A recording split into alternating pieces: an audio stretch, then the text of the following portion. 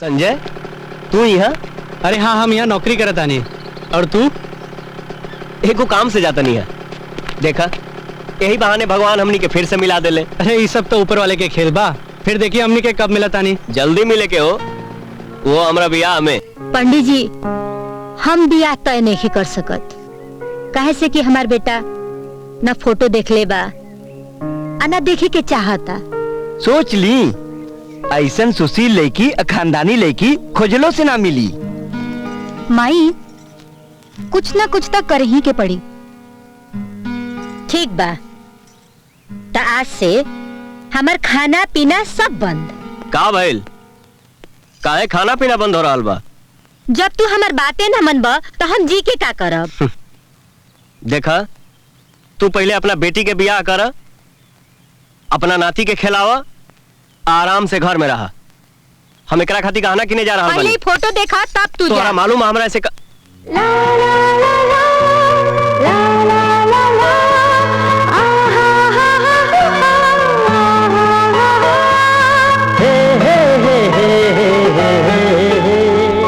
एकर नाम मधु है, राम बहादुर सिंह के बेटी है। ये सुंदर, सुशील, सुलक्षणी है।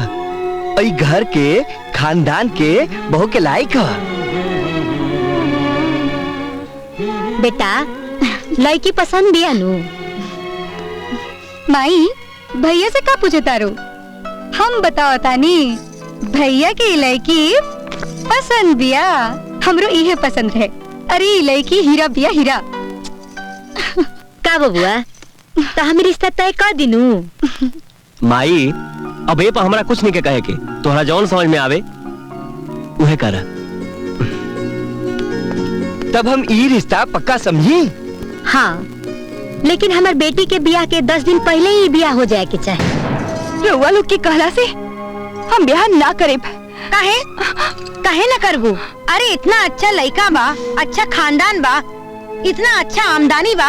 अरे ससुराल जइबू तो राज करबू, राज। हमरा राज नहीं के करे के, हमरा पढ़े के बा। माई, हम पढ़े के चाहता नहीं। बेटा, हम तरह के पढ़े से मना नहीं की करत। अरे तू हमनी का जिम्मेदारी बाड़ू, और हमनी अपन जिम्मेदारी पूरा करता नहीं सन। तो रउआ अपन जिम्मेदारी पूरा करे के बहाने हमरा की इनार में धकेले के चाहता नहीं। ई का कहा था हो? जब हम वहाँ जाके खुश से ना रहे तो काहे हमार ब्याह जबरदस्ती करता नहीं?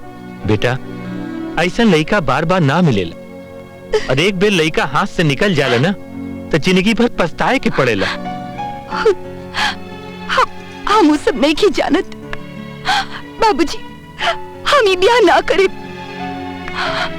हमरा बुझाता कि तोर भाग ना तोहरा दिमाग पर पत्थर रख देले बा, इसे तोहर बुद्धि भ्रष्ट हो गइल बा। रउआ जॉन बुझे की बा बुझी, बाकी हम ब्याह ना करब। अरे तोहरा देखा नहीं? अरे तोहरा चले के। संजय, तू यहाँ? अरे हाँ, हम यहाँ नौकरी करत आनी। और तू? एको काम से जाता नहीं है। देखा, यही बहाने भगवान हमनी के फिर से मिला देले। अरे ये सब तो ऊपर वाले के खेल बा। फिर देखिए हमनी के कब मिला तानी। जल्दी मिले के हो, वो हमरा बियाह में। राउर बिया? हाँ, हमार बियाह तय हो गइल बा। और हमरा बियाह में तोहरा आवे के बा। अरे भाई, नया नया नौकरी मिलल बा और छुट्टी नहीं मिलत। बाकी हमरो घरे जाए के बा, अपना महबूबा से मिले। बाकी का करी कुछ समझे में नहीं आवत। ठीक बा, अगर छुट्टी मिली तो आइबा नु। हाँ पक्का? पक्का। ठीक ठीक बा। अरे सब कहाँ चल गइल बड़े सन? घर में इतना काम पड़ल बा, समय इतना कम बा, ई सब कैसे हुई? हमरा ओ माई, तू काहे चिल्लाता रू? सब काम हो रहल बा, तू चुपचाप आराम कर ना, तो फिर तहार तबीयत खराब हो जाई। अब हमर पतोही आवतिया तो हमर तबीयत काहे खराब होई? बहू आवे के खबर सुन के तहार ई हाल बा, बहू आ जाई तो तहार का हाल होई? तब तो हम बिल्कुल ठीक हो जाए। हम तो अभी से सोचता नहीं कि ओकरा के कहाँ उठाई, कहाँ बैठाई और का खियाई। अच्छा, हम उनकरा के घर के भीतरी आवे दे तब नो तो उनकर खातिरदारी करबू। अरे काहे ना आवे देबे? अरे हमार नेक कहाँ गए? पहले आप नेक ले तब आवे दे। का नेक चाहिए? हाँ ये सब गाना तोरे खातिर न ले आइल बनी। और भौजी खातिर भैया? उनको लबा। बस भैया अब खाली भौजी की लादा, हमार नेक हमरा मिल जाई। हमरा ये नहीं के बुझा, जब तो का वही हाल बा तो ओकरा आइला के बात का होई रे। हम तब पागल हो जाए, सच कही माई, हम तब पागल हो जाए। बुझाता तुम पागल हो गइल बा। हाँ हाँ हाँ हम पागल हो गइल बानी। लेकिन ना ना कहत कहत तू बियाह खातिर हाँ कैसे कह अब देला? हाँ कह देनी त कह देनी, ओकरा बात जवन होई। अरे यार कम से कम ई तो बता दो उ कैसन बिया? ना बताई। हमार मधु ना बड़ा खुश नसीब बिया कि ऐसन घर मिलल। अरे घरे में राज करी राज। माई माई दीदी कहाँ बिया? काहे खातिर रे? एगो हिसाब पूछे के बा, हमरा नइखे आवत। घरे में होई, घरे में नहीं का? ना का? ए हाँ का बात बा माई? कहाँ गइल रहलू हा? अब तुहार बिया तय हो गइल बा, अब घर से बाहर मत जाइल करा। हम कई बेर कह देनी हम वहाँ ब्याह ना करे, फिर बार बार वही बात। बेटी हम तहार बियाह तय कर देले बानी, अब ना कहे के कौनो गुंजाइश नहीं खे। और तू ऐसन काहे कहा तारू? हम ये ब्याह नहीं कर सकत। अरे मधु ऐसन काहे कहा तारू? कहीं तोरा से कोनो पूछ नीच तो? ना माई ऐसन बात नहीं खे। तो फिर ऐसन बात काहे कहा तारू? माई माई हम केहू दूसरा से प्यार करी ले। केकरा से? संजय से। हाउ बदलापुर वाला वो भिखारी मिलल, वो हमारा खानदान के दामाद बने लायक बा। वो जैसन बा हम ओकरा के स्वीकार करे खातिर तैयार बानी, और ब्याह हो उनके से करे। तू हमार बात सुन ला, ओकरा हाथ में कन्यादान करे के पहले हम पूरा घर के गोली मारते, एकरा बाद ओकरा से बियाह करिया। माई हम संजय से बहुत प्यार करेले माई, और ओकरा बिना जिंदा ना रह सकी, और वो हमरा बिना जिंदा ना रह सके।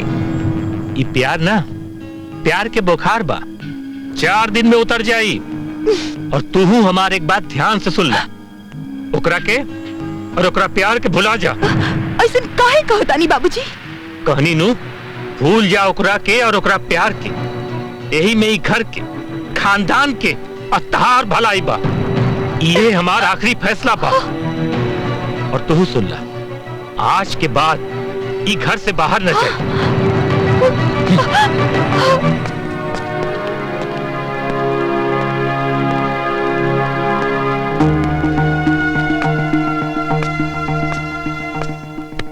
संजय का बात बा, काहे इतना परेशान बाड़ो? अरे यार बॉस हमरा के छुट्टी नहीं खन देत, और हमार घर गइल बहुत जरूरी बा। नया नया तोहर नौकरी लागल बा, कैसे तोरा छुट्टी मिली? जाना तारा जब हम नया नया ड्यूटी ज्वाइन कैले रहनी तो पूरे 1 साल तक छुट्टी ना मिलल रहे, तोहार तभी महीनों पूरा ना भइल।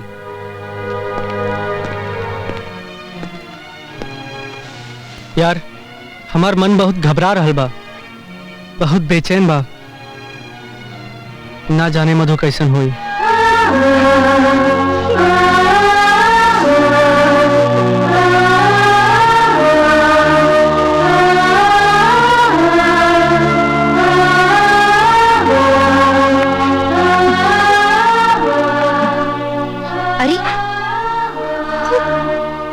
अरे बेटी तू अभी तक तैयार ना भइलू का?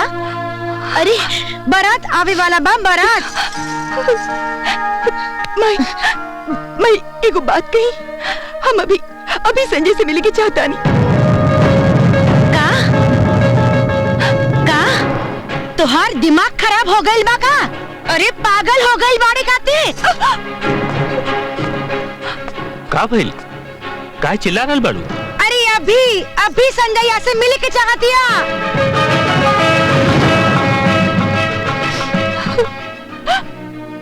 हाँ बाबूजी, हम अभी जाए और ओकरा के समझा बुझा के चलाए।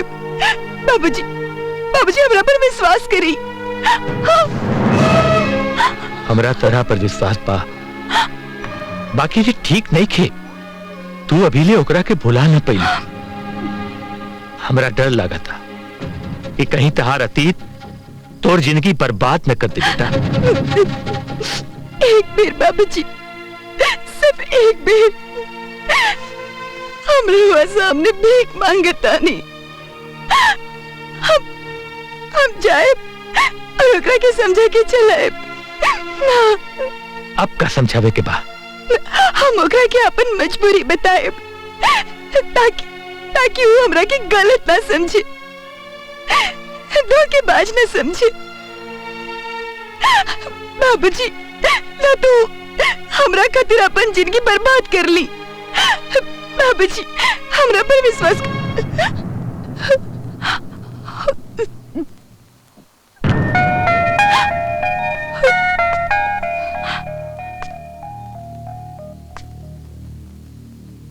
ठीक बा, जा। बाकी एक बात हमार सुन ला, अगर तू लौट के न आइलू तो दुआरी लागे के पहले हमें पूरा घर के शमशान बना दे। बाबूजी, बाबूजी हम आए, हम जरूर आए। अरे रौरो बुद्धि भ्रष्ट हो गइल बा का? अरे जाए दीनी ओकरा के। अरे ओकरा मौका मिलल त वो फिर लौट के आई। हाँ, हमरा ओकरा ऊपर पूरा विश्वास बा।